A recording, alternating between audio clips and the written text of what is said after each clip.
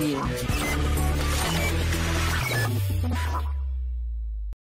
Salut à toutes et tous, j'espère que vos vacances se sont bien passées. Microsoft vient d'annoncer les zones étendues ou Extended Zones, qui sont ni plus ni moins que des extensions de certains services Azure, tels que les machines virtuelles, les comptes de stockage, etc., mais qui vont être stockées dans un endroit spécifique du globe, par exemple un métro, une zone industrielle, donc dans une ville précise. Et ça va vous permettre de répondre à deux besoins. Le premier, vous recherchez une faible latence pour accéder à votre applicatif, et le deuxième, vous voulez vous assurer que vos données, vos applicatifs, sont stockés dans une ville spécifique. De nombreux cas d'usage découlent de l'utilisation des Extended Zones. Par exemple, les téléconsultations médicales, l'hébergement de vos infrastructures publiques au plus proche de vos utilisateurs, mais aussi les commandes en temps réel de robots industriels, le streaming de vos jeux vidéo préférés, et bien entendu l'utilisation d'une IA générative qui va nécessiter des réponses rapides à vos utilisateurs. Comme vous pouvez le voir sur mon schéma, plusieurs services Azure sont pris en charge par les Extended Zones. Par exemple, les machines virtuelles, la gestion des VMSS pour faire du scaling horizontal, la protection DDoS de vos IP publics, l'Azure Load Balancer en version standard et les réseaux virtuels. Alors justement, après, je vais vous faire une démo où je vais déployer une machine virtuelle dans un réseau virtuel et ces services-là seront stockés physiquement à Los Angeles. Prise en charge des private ink, comme vous le voyez, mais aussi des comptes de stockage qui soient des disques managés, des objets blob en mode premium, des Azure Files pour la gestion aussi du SFTP ou du NFS. Tous ces services-là sont disponibles au travers du Storage Account. On va pouvoir aussi déployer vos clusters Azure Kubernetes Services AKS. On gère aussi le peering et bien entendu le backup de cette infrastructure au travers du service Azure Backup ou Azure Site Recovery. Pour connaître la liste précise des services pris en charge dans les zones étendues Azure, je vous mettrai le lien dans le descriptif de cette vidéo. Avant d'attaquer la démo, un dernier point à retenir. Sachez que le plan de gestion des ressources reste dans la région d'origine, par exemple West US. Par contre, vos données restent dans la zone étendue, donc à Los Angeles.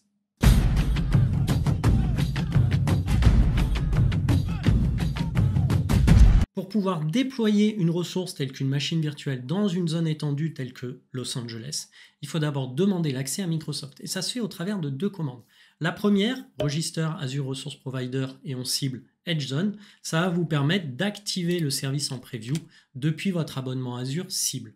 Et la deuxième commande va vous permettre cette fois de cibler la zone étendue Los Angeles.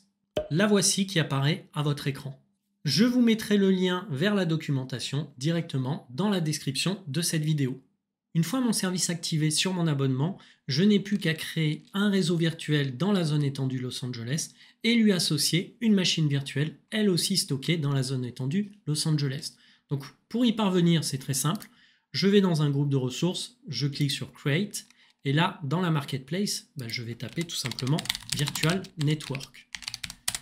Je sélectionne Virtual Network, je clique sur le bouton Create et là, je vais nommer mon VNet. Je vais l'appeler VNet Extended Zone LA, comme Los Angeles. Et il faut savoir qu'à l'heure où je vous parle, seule la zone étendue située à Los Angeles, donc dans la région West US, est disponible pour les clients de Microsoft.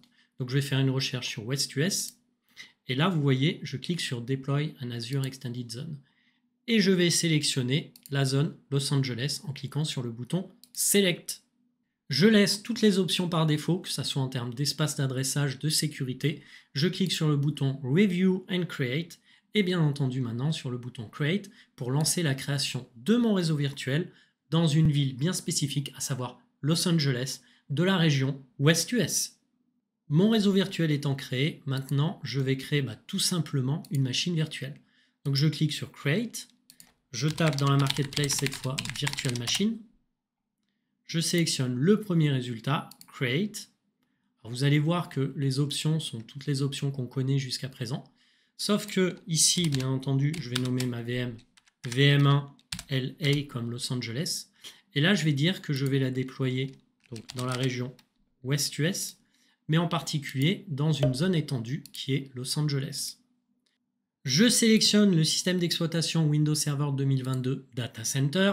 On voit aussi qu'on n'a pas accès aux Availability Zone ou Availability Set puisqu'on n'est pas dans un data center standard de Microsoft.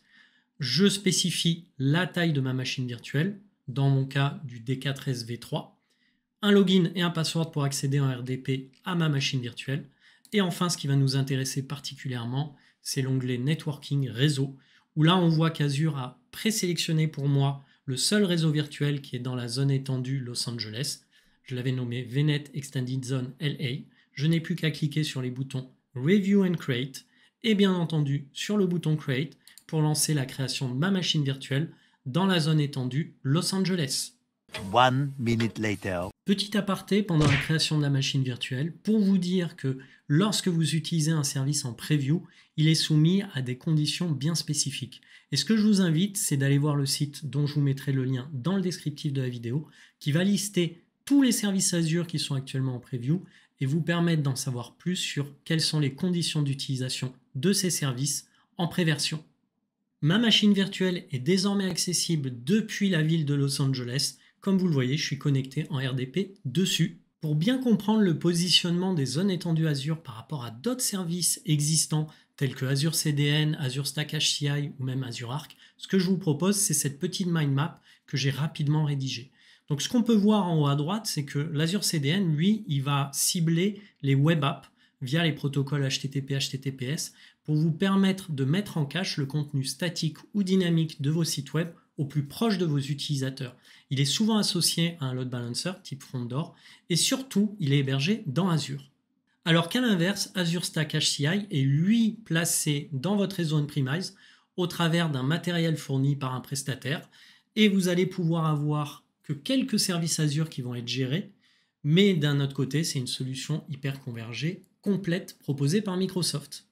Un autre service Azure dont le positionnement est un peu différent des zones étendues, c'est tout simplement Azure Arc, où là vous allez pouvoir déployer des services Azure sur une infrastructure on-premise basée sur des machines virtuelles. Mais là encore, vous devrez manager cette infrastructure et elle sera placée dans votre propre réseau. Et vous l'avez compris, les zones étendues ont un positionnement différent par rapport aux autres services Azure. Concrètement, vous allez pouvoir déployer des ressources dans une ville spécifique en bénéficiant d'une faible latence et de la résidence des données. J'espère que cette vidéo vous a plu. Si c'est le cas, n'hésitez pas à liker, commenter, vous abonner. Ça m'aide vraiment. À bientôt tout le monde. Salut!